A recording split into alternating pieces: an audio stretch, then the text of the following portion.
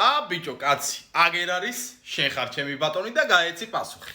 პროფესორო, მე ძალიან მინდოდა თამაში. ნიკოლოზ ქუთათელაძე. ახლა თქვენთან მაქვს შეკითხვა, ფეხბურთელი რო გუნდიდან მიდის, გუნდის ხელმძღვანელობამ არ უნდა აგვიხსნას, რატომ დატოვა ამ ფეხბურთელმა აღნიშნული კლუბი. ამის თქმა თუ შეგიძლია, ურთიერთშეთანხმების საფუძველზე ფეხბურთელმა კლუბი დატოვა. ის არ შეგიძლია გვითხრა, რა იყო ამის მთავარი მიზეზი? თუ ფეხბურთია და გავატარეთ ეს ყველაფერი, ხო?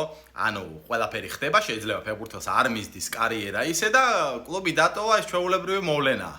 ეს მოვლენა ფეხბურთისტვის ჩვეულებრივი ამბავი მაშინ იქნება, როცა შენ კლუბს ყველაფერი კარგად მისდის, არაფერი არ განაღლებს, კონფერენც ლიგაზე ან რომელიმე ევროტურნირზე სტაბილურად გადიხარ და ფეხბურთელებს რა თქმა უნდა ხან ყიდი, ხან აქეთ იმატებ.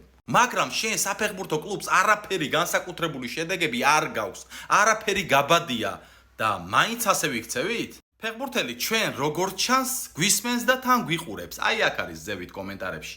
შეგიძლია ნებისმიერი შეკითხვა გამოუშვა კომენტარი. ჩემი შეკითხვა რა იქნება?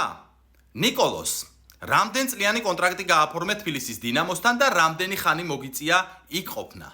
ამ შეკითხვასაც ვერ გავექცევით, თუ გინდა გვიპასუხე, რა იყო გუნდიდან წამოსვლის მთავარი მიზეზი? პროფესორო, აი ახლა კი ჩემი YouTube არხის გამოწერა არ გაგიჭირდება. აი აქ მაქვს დამატებული და აჭერ ამას თიც, შეხვალ და გამოიწერ.